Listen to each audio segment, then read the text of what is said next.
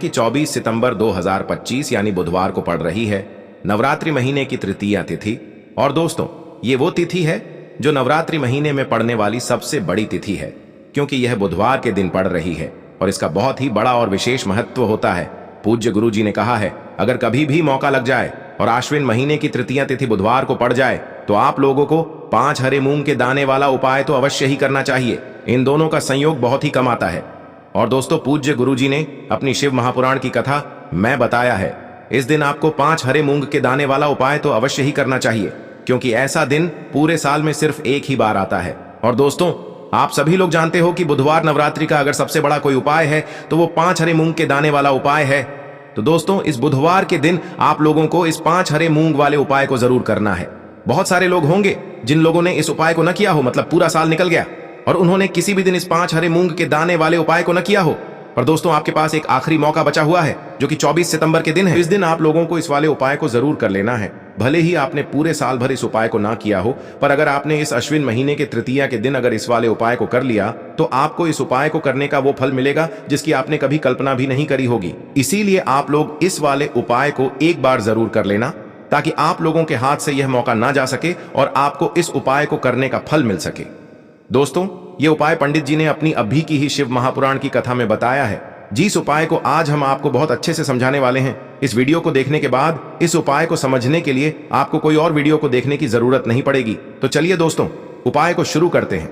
देखिए, यह इस नवरात्रि महीने के बुधवार के दिन यह इतना खास होता है, इतना महत्वपूर्ण होता है। देखा गया है कभी कभी बड़े बड़े पूजा पाठ अनुष्ठान से जो मनोकामना पूर्ण नहीं होते, वो इस नवरात्रि महीने के बुधवार के दिन एक छोटे से उपाय करने से ही आपकी मनोकामना पूर्ण हो जाती है। और बहुत सारे लोगों ने इस उपाय को किया भी है और उनको इस उपाय को करने का फल भी जरूर मिला है। अगर आप लोग भी इस उपाय को बुधवार तृतीया के दिन करना चाहते हैं तो आप इस उपाय को पहले अच्छे से समझ लेना, सुन लेना, उसके बाद करना। आपको इस उपाय का फल जरूर मिलेगा। और इस उपाय को कर लेने से आपके घर में चाहे किसी भी प्रकार की दुख और समस्या क्यों ना चल रही हो, आपको उसका कारण भी नहीं पता है कि भाई यह समस्या किस कारण से चल रही है। उसका कुछ भी कारण हो सकता है, जैसे पितृ दोष हो सकता है या किसी भी तरह का मंगल दोष भी हो सकता है। तो इस दिन आप लोगों को यह वाला उपाय कर लेना है। यह एक ऐसा उपाय है जिस उपाय को अगर किसी विशेष दिन पर किया जाए तो भाई उस विशेष दिन का जो है वह तो हमें मिलता ही मिलता है, पर हमने उस दिन पर इस उपाय को किया है तो हमें उससे भी बड़ा फल मिलता है और फल बहुत जल्दी मिलता है, क्योंकि आप इस उपाय को बहुत ही बड़े और विशेष दिन पर कर रहे हो।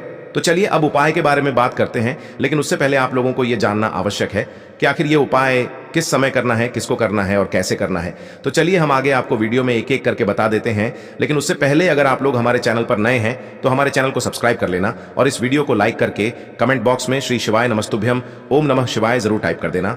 और अपने फायदे के लिए, गरीबी दूर करने के लिए इस वीडियो को पूरा देखकर जाना, तभी आपको लाभ की प्राप्ति होगी। यदि आज आपने वीडियो को बीच बीच में से देखा, काट काट कर देखा, तो आपको जीवन में कभी सफलता हासिल भी नहीं हो। दोस्तों, इस 5 हरे मूंग के दाने वाले उपाय को हमें इस बुधवार के दिन कैसे करना है, किसको करना है, किस समय करना है और कहां पर करना है, ये सारे सवालों के जवाब आपको इस वीडियो में मिल जाएंगे। और जो ये वीडियो देखेगा भाई, उसको 5 हरे मूंग के दाने वाला उपाय जरूर करना चाहिए, क्योंकि इस दिन एक हरे मूंग का भी बहुत ही बड़ा और विशेष महत्व होता है। और जब बात आ जाए 5 हरे मूंग के दाने की, तो ये सोने पे सुहागा वाली बात हो जाती है और ये एक बहुत ही बड़ा उपाय हो जाता है इस बुधवार नवरात्रि तृतीया तिथि का। अब हम समझते हैं इस वाले उपाय को हमें करना किस समय है। इस 5 हरे मूंग के दाने वाले उपाय को हमें इस बुधवार के दिन करना किस समय है। तो देखिए, इस उपाय को करने का जो समय है वह सुबह का समय है और शाम का समय भी है। अब देखिए, यहां पर हम मुख्य रूप से सुबह का समय नहीं बोलेंगे, क्योंकि 24 सितंबर बुधवार तृतीया का दिन है और इस दिन प्रदोष काल के समय का बहुत महत्व होता है। बाकी अगर सुबह के समय भी करेंगे तो भी अच्छा होगा, उसमें कोई भी दिक्कत वाली बात नहीं है। तो चलिए जानते हैं इस विशेष उपाय के बारे में। लेकिन उससे पहले एक प्रार्थना, अगर आप इस चैनल पर नए हैं तो आप इस वीडियो को लाइक करें, चैनल को सब्सक्राइब करें और कमेंट बॉक्स में आप अपनी राशि या अपना नाम जरूर डाल दें, क्योंकि हम राशि से जुड़ा भाग्य भी बताते हैं और भाग्य में चल रही परेशानियों को दूर करने के लिए वह आसान से आसान उपाय भी बताते हैं। तो चलिए अब हम अपने सबसे पहले उपाय की बात कर लेते हैं। हम सभी के घरों में माता तुलसी का पौधा अवश्य ही होता है। तो देखिए, हमें तुलसी जी के पौधे से सबसे पहले तो 3 पत्ते तोड़ने हैं। देखो, एकादशी वाले दिन आपको तुलसी के पत्ते नहीं तोड़ने हैं। तो देखिए, तुलसी जी के आपको 3 पत्ते तोड़ लेने हैं और इन तुलसी जी के पत्तों को तोड़ने के बाद आपको एक चुटकी हल्दी भी अपने साथ में लेनी है। हल्दी के अंदर आपको जल मिलाकर के पेस्ट के रूप में तैयार करना है और इसी के साथ में आपको एक दीपक भी लेना होगा। दीपक आप मिट्टी का भी ले सकते हैं, आटे का भी ले सकते हैं, और इस दीपक में आपको शुद्ध घी डाल करके इसमें आपको लंबी रुई की बाती का प्रयोग करना है। देखिए दोस्तों, आपके पास है 3 तुलसी जी के पत्ते हैं। तो पहला जो तुलसी जी का पत्ता है उस पर आपको सबसे पहले तो जो आपने हल्दी ली है उसकी एक बिंदी लगानी है। और पहला जो तुलसी जी का पत्ता है, आपके घर में भगवान विष्णु का चाहे कोई सा भी स्वरूप हो, चाहे लड्डू गोपाल जी का स्वरूप हो, या फिर भगवान कृष्ण की आपके मंदिर में प्रतिमा हो, या फिर भगवान श्री राम की प्रतिमाएं, उनके सामने आपको पहला तुलसी जी का पत्ता अर्पित करना है। अब देखिए दोस्तों, आपके पास जो 2 तुलसी जी के पत्ते हैं और आपके पास जो एक दीपक है, इन्हें आपको लेकर के पहुंचना है अपने ही घर में तुलसी जी के पौधे के पास में। देखिए, सबसे पहले तो आपके पास जो 2 तुलसी जी के पत्ते हैं उन पर भी आपको हल्दी की एक एक बिंदी लगानी है, और उन दोनों ही तुलसी जी के पत्तों को आपको अपने घर में तुलसी जी के पौधे के वहां पर ही अर्पित कर देने हैं। और इस प्रकार से यह दोनों पत्ते भी तुलसी जी के पौधे के पास में अर्पित करने के बाद अंत में जो आपके पास एक लंबी बाती का दीपक है, इसे आपको तुलसी जी के पौधे के पास में ही प्रज्वलित कर देना है। जो भी व्यक्ति अपने ही घर पर इस प्रकार से तुलसी जी के 3 पत्तों का यह उपाय कर लेता है तो उसका परिवार हमेशा खुश रहता है, उसके परिवार में कभी भी कोई भी संकट उत्पन्न नहीं होता है, और यदि आपके घर में जो भी गृह क्लेश है वह भी समाप्त होते हैं। तो इस प्रकार से यह सुंदर सा उपाय करना है। अब बात करते हैं अगले उपाय की। देखो, यदि आपके जीवन में आर्थिक संकट बहुत अधिक हो रहे हैं, धन की समस्या लगातार जीवन में बनी हुई है, एक एक रुपयों को प्राप्त करने के लिए आपको बहुत अधिक मेहनत कर रहे हैं, तो आज रात्रि में सोने से पहले आपको हो यह एक चमत्कारी दीपक का उपाय अवश्य करना है। या फिर यदि आपका जो व्यापार है, बिजनेस है, दुकान है, वह अच्छे से नहीं चल पा रही है, तो आज रात्रि में इस विशेष दीपक का उपाय आपको अवश्य करना चाहिए। देखो दोस्तों, दीपक हमारे घर में सभी नकारात्मक शक्ति को बाहर करता है। यह उपाय आपको साल में केवल एक बार करने का ही मौका मिलता है। देखिए, इस उपाय के लिए आपको तुलसी जी की जो सूखी लकड़ी होती है उसे ले लेना है।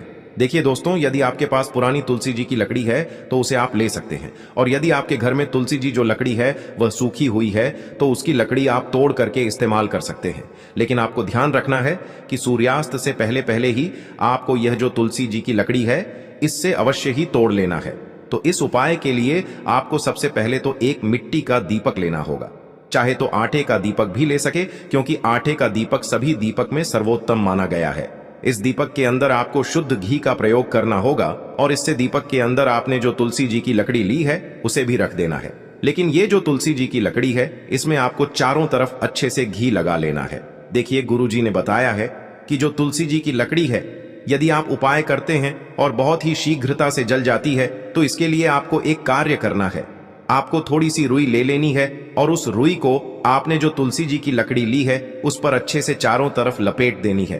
तुलसी जी की लकड़ी के ऊपर रुई लपेटने के बाद इसे आपको पूरा घी के अंदर डुबो लेना है।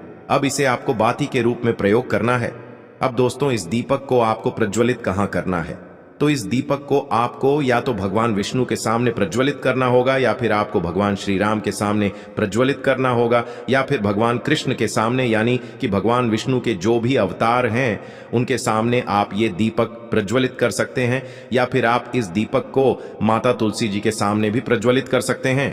पूज्य गुरु जी ने बताया है कि जो भी व्यक्ति इस प्रकार से तुलसी जी की डंडी से यह दीपदान कर देता है उसके जीवन में कभी भी धन की समस्या नहीं होती है। इसीलिए आपको यह पूरे साल में केवल एक बार ही मौका मिलता है।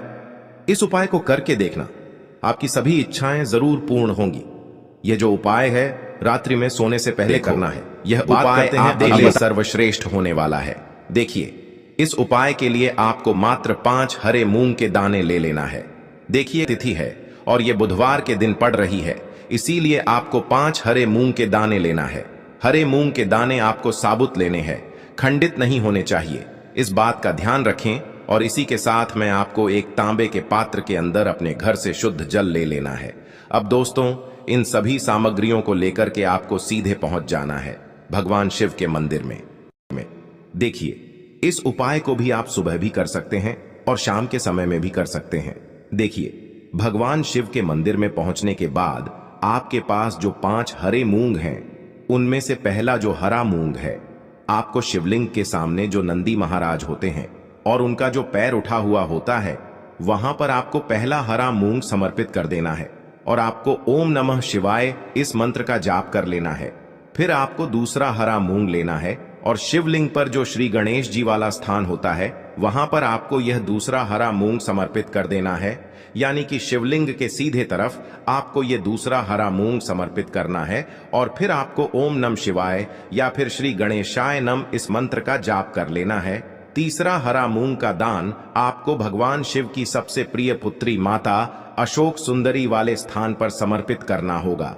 शिवलिंग की जो जलाधारी होती है, जहां से जल बह करके आता है, उसी जलाधारी के बीच में जो कहीं कहीं उठी हुई लाइन होती है सांप की आकृति के रूप में, वहीं पर आपको तीसरा हरा मूंग समर्पित करना है।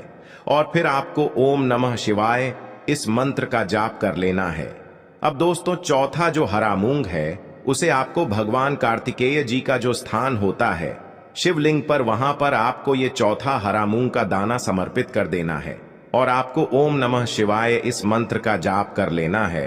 अब दोस्तों, आपके पास जो पांचवा और अंतिम हरा मूंग बचा हुआ है उससे जल के पात्र के अंदर डाल देना है और इस हरे मूंग से युक्त जल से आपको भगवान शिव के शिवलिंग का अभिषेक कर देना है। जल आपको बिल्कुल धीरे धीरे समर्पित करते जाना है और लगातार आपको शिव महापुराण के मूल मंत्र श्री शिवाय नमस्तुभ्यम इस मंत्र का जाप करते रहना है। फिर आपको शिवलिंग के सामने बैठकर, यदि आप अपने बच्चों के लिए ये उपाय कर रहे हैं, यदि आप अपने बच्चों की बुद्धि, ज्ञान और विवेक के लिए उपाय कर रहे हैं, तो उसके लिए आपको प्रार्थना कर लेनी है। या फिर व्यापार में वृद्धि करने के लिए ये उपाय कर रहे हैं तो उसकी कामना करते हुए आपको प्रार्थना कर लेनी है। या फिर अपनी नौकरी के लिए कर रहे हैं, या फिर अपने इंटरव्यू के लिए, या फिर धन की प्राप्ति के लिए कर रहे हैं, जिस भी कामना के लिए आप उपाय कर रहे हैं उसे परिपूर्ण करने के लिए आपको महादेव से प्रार्थना कर लेनी है और फिर आपको वापस अपने घर आ जाना है। पूज्य गुरु जी ने कहा है कि जो भी व्यक्ति इस उपाय को कर लेता है तो यकीन मानिए आपके जीवन की जो सारे संकट, कष्ट और बाधाएं ही वो सभी समाप्त होंगे। आप दोस्तों, हम जान लेते हैं चौथे चमत्कारी उपाय के बारे में, लेकिन ये उपाय विशेषकर उन लोगों को करना है जिनका व्यापार बिल्कुल भी ढंग से नहीं चल पा रहा है, या फिर जिनके घर में धन की परेशानी बहुत अधिक है, साथ ही साथ जिनका जो बुध ग्रह है वह कमजोर अवस्था में है, तो उन्हें यह उपाय करना चाहिए। बुध ग्रह को मजबूत करने के लिए आपको विशेषकर ये उपाय करना है। देखिए, इस उपाय के लिए आपको मात्र एक प्यारे सी बेलपत्र लेनी होगी। बेलपत्र जो है वह कहीं से भी खंडित नहीं होनी चाहिए। बेलपत्र यदि आपको प्राप्त नहीं हो पाती है तो आप भगवान शिव के शिवलिंग पर चढ़ी हुई बेलपत्र को पुण्य शुद्ध जल से धोकर के उपयोग कर सकते हैं। इसी के साथ में आपको मात्र एक हरा मूंग लेना है। हरा मूंग भी आपको साबुत लेना है, खंडित नहीं होना चाहिए। और इसी के साथ में आपको एक तांबे के पात्र के अंदर शुद्ध जल लेना होगा। अब देखिए, यह तीनों सामग्री लेकर के आपको सीधे पहुंचना होगा भगवान शिव के मंदिर में। यह उपाय आप सुबह से लेकर के शाम तक किसी भी समय कर सकते हैं। देखिए, सबसे पहले तो आपके पास जो एक बेलपत्र है उससे आपकी जो भी कामना है, चाहे व्यापार से जुड़ी हो, बुद्धि ज्ञान विवेक की प्राप्ति के लिए हो, आपके घर में सुख शांति को लेकर आपकी कोई काम न हो, जो भी आपकी कामना है उन्हें आपको बोलना है। और यह जो एक बेल पत्र है, सबसे पहले तो आपको माता अशोक सुंदरी वाले स्थान पर समर्पित कर देनी है। देखें, बेल पत्र की चिकनी साइड शिवलिंग से स्पर्श रहेंगी और इसकी जो डंडी है वो आपको जलाधारी की ओर रखनी है। इस प्रकार से आपको यह जो बेल पत्र है इससे माता अशोक सुंदरी वाले स्थान पर समर्पित कर देना है। अब दोस्तों, आपके पास जो एक हरा मूंग का दाना है उससे आपको आपकी जो भी कामना है उसे बोलते हुए उस हरे मूंग दाने को आपको उसे जलपात्र के अंदर डाल देना है। अब दोस्तों, ये जो हरा मूंग युक्त जल है इसे आपको समर्पित करना है। आपकी जो भी कामना है, चाहे आपका जो व्यापार है वह अच्छे से नहीं चल पा रहा है, तो इस प्रकार से आपको कामना करनी है। और यह जो हरी मूंग से युक्त जल, इसमें से थोड़ा सा जल सबसे पहले तो आपको भगवान श्री गणेश जी वाला स्थान पर समर्पित करना है।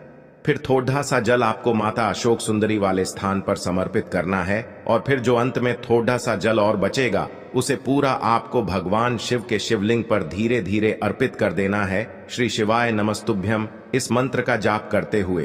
तो इस प्रकार से आपको थोड़ा थोड़ा जल समर्पित करना है। थोड़ा सा जल आपको भगवान गणेश जी वाले स्थान पर, फिर माता अशोक सुंदरी वाले स्थान पर, फिर अंत में भगवान शिव के शिवलिंग पर अर्पित कर देना है। आपकी जो भी समस्या होगी वह विघ्नहर्ता आपकी समस्या को समाप्त जरूर करेंगे। अब हम बात कर लेते हैं तीसरे उपाय की। के लिए आपको लेना है 11 चावल के दाने। गुरु जी ने कहा है चावल के दाने खंडित नहीं लेने हैं, बिल्कुल साबुत होने चाहिए। उसके साथ में आपको लेना है एक बेलपत्र। बेलपत्र का भी एक नियम है, अगर आपके पास बेलपत्र नहीं है तो आप शिवलिंग से उठाकर उसको पुनः शुद्ध जल से धोकर इस्तेमाल कर सकते हैं। इस प्रकार आपको बेलपत्र लेना है। इसके बाद आपको एक लोटा जल लेना है। अब ये सब सामग्री लेकर आपको जाना है महादेव के मंदिर में।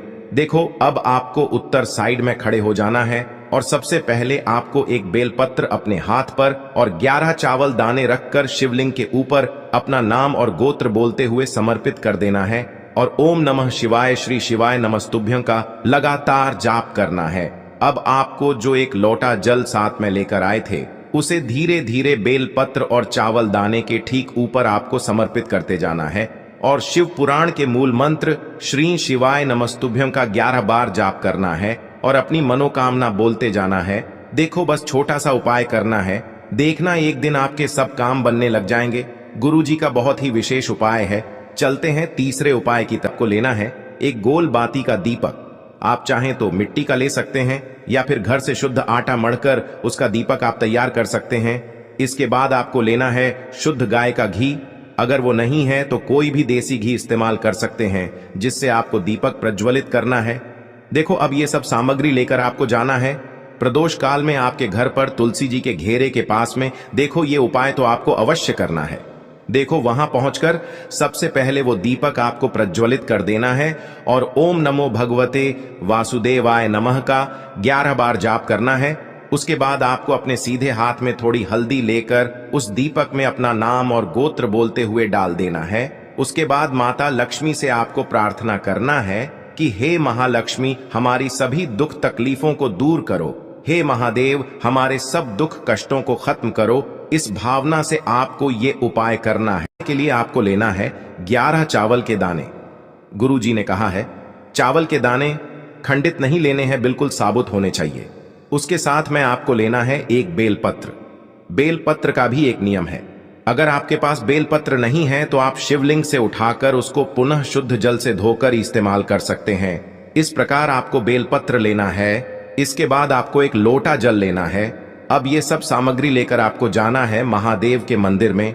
देखो, अब आपको उत्तर साइड में खड़े हो जाना है और सबसे पहले आपको एक बेलपत्र अपने हाथ पर और 11 चावल दाने रखकर शिवलिंग के ऊपर अपना नाम और गोत्र बोलते हुए समर्पित कर देना है और ओम नमः शिवाय श्री शिवाय नमस्तुभ्यं का लगातार जाप करना है।